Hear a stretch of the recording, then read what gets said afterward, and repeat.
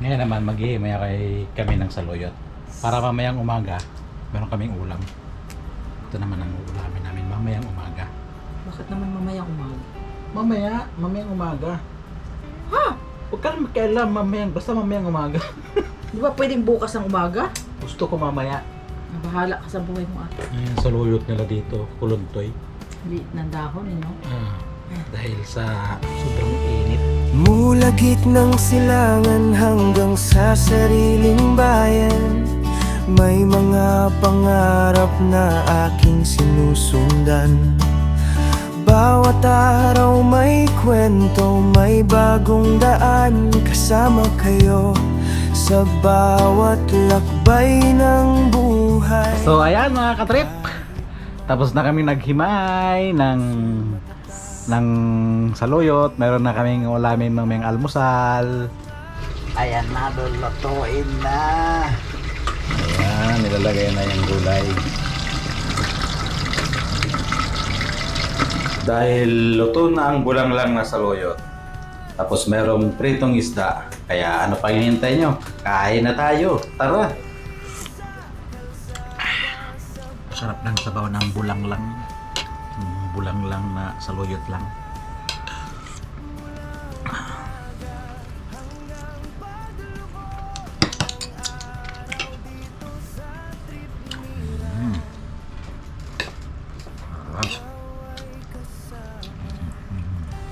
Ano nga isda to? Barakuda. Barakuda maliit? Lilit pa yan. Parang hindi naman. Aywan. Walang kaliskis eh. Barakuda may kaliskis, di ba? Meron man yan, kailangan sikas ko yan. Pero hindi siya barakuda to, yung ano to, yung Alunin. ang tawag dito sa Zambales, ano? Sabsabado? Ano? Sabsabado. Bakit sab-sabado? Ayun ang tawag sa Zambales eh. Hindi, kung may sab-sabado, may sab-sab-linggo din. Linglinggo. Yun ang sabsabado nga tawag. Parang itsura lang na barakuda pero hindi ang barakuda. Alam. Di ba lumalaki ng gusto yan? Ganito lang yung kalaki yan. Braso. A few moments later. Maaga akong nagising at pumunta ako sa bilihan ng isda dahil gusto kong kumain ng kilawin, kaya naghahanap ako ng isda na pwedeng kilawin. Yan lang ang nakita kong pwedeng kilawin, ang yellowfin tuna, kaya yan na lang ang binili ko. Ayan, at umumpisahan ko ng hiwa-hiwain. Hindi ko pa naranasan gumawa ng kilawin ng yellowfin tuna. Kaya ngayon, susubukan ko kung parehas din ba ng lasa sa taniki. Siguro, hindi rin naman magkakalayo ng lasa dahil parehas din naman silang isda. Ang pagkakaiba lang, medyo matigas ang laman ng isda na ito. Kaya ko naman naisip na ito ang bilhin dahil nakikita ko sa mga Japanese na gustong-gusto nilang gawing sushi. So tinry kong gumawa naman ng kilawin dahil yun nga, dahil gustong-gusto ng mga Japanese, kaya naisipan ko rin gumawa ng kilawin. So ayun, sana maging okay rin naman ang lasa ng kilawin na gagawin ko. Ayan, lalagyan ko muna ng suka para mababad at nang mawala yung lansa o mabawasan. Tsaka halo-haluin, gagawin ko na para mahalo ng maayos. Ayan, ganyan. Yan, para maging balanse yung pag-ano ng suka. Kumapit na rin siya ng gusto at na mabawasan yung lansa o mawala. Ngayon naman, magbabalat tayo ng luya para pansahog natin dyan. Hiwain ng luya ng maliliit, yung sakto lang para panlasa sa kilawin. Tapos, ayan, pinipiga ko na yung binabad ko na isda para matanggal yung suka at masama doon yung lansa. Kaya ayan, pinagsama-sama ko na yung luya, pati sili, dadagdag ko na rin niya after mahiwa. Ayan, binibilisan ko na. Ngayon, lalagyan ko na ng suka. Ayan na yung parang pinakapanlasa na ngayon na halo-haluin para maging maayos yung lasa, mabalanse. Nalagyan ko na rin ng mga pamintayan. Ngayon, diyan ko natitikman.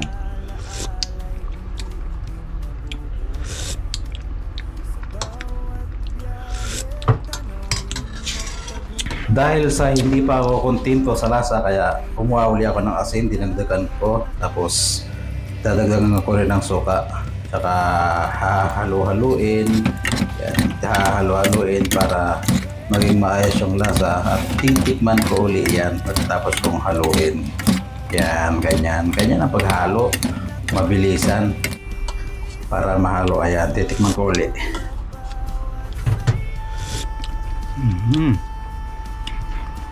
Solve. Umaga hanggang paglubog ng araw dito sa trip ni Ram, ikaw ay kasama.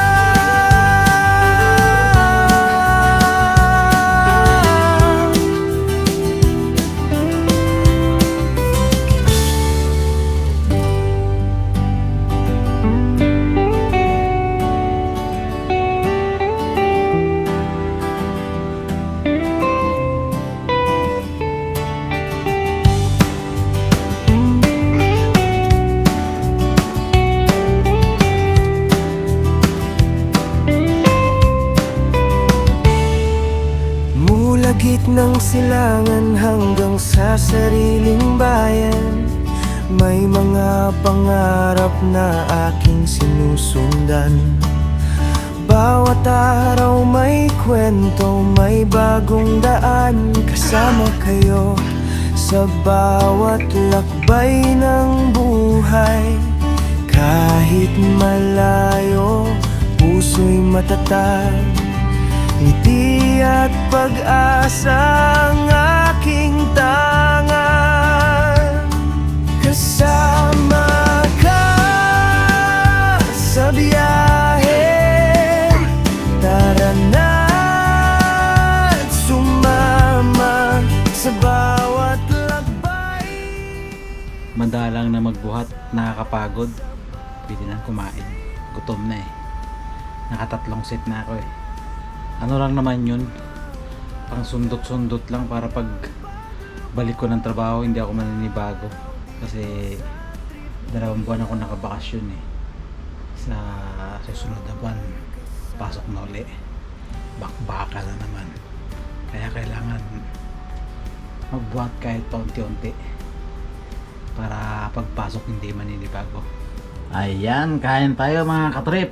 Okay na yung ginawa kong kilawin. Ngayon lang ako kakain itong kilawin na tuna. Madalas kinakain ko kilawing tanigi. Ngayon ko pagkukumpara kung parehas lang ba ng lasa. Pero mukhang okay naman eh. Lalaway tuloy ako eh. Ang sarap ng pagkadali. So tara, kain tayo. Okay rin pala. Maganda yung texture ng laman niya kasi hindi siya katulad ng tanigi na pag naano sa suka eh naninigas na. Yung tuna hindi. Sarap. Wala lang libas yan, no? Sarap kasing kumain pagkatapos magbuhat. Kayo mga katrep, anong ulam nyo ngayon dyan? Pagpasensyahan nyo muna yung mga content ko ngayon kasi hirap gumawa ng content dito. Mahirap din naman yan sa labas. Maliban sa mainit na madalas may fireworks. Di bali pag-uwi ko ng Pilipinas, babawi ako sa inyo. Bibigyan ko kayo ng magagandang content. Kaya sana dyan lang kayo lagi. Sana wag kayo magsawang sumuporta sa akin. Tiis muna kayo. Tiis muna tayo sa ganito. 6 months siguro. Papasok na ako. So may bago kayo makikita.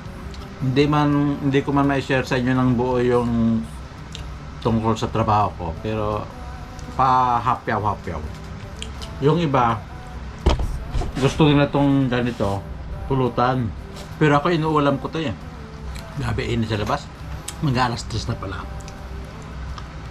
Napasarap ako sa pagbubuhat. Hindi ko na kinunan yung buong ng pagbubuhat ko kasi nalubat yung GoPro. Kasi sinalos ko muna. So ayan mga katrip, tapos na akong kumain. Wala na Limas na. Dito ko natatapusin ang aking video. Kung nagustuhan nyo ang video, please comment, share, like, and subscribe mga katrip. Excuse. Busog. Hanggang dito na lang. Hanggang sa muli. Paalam. I just had to let you know you're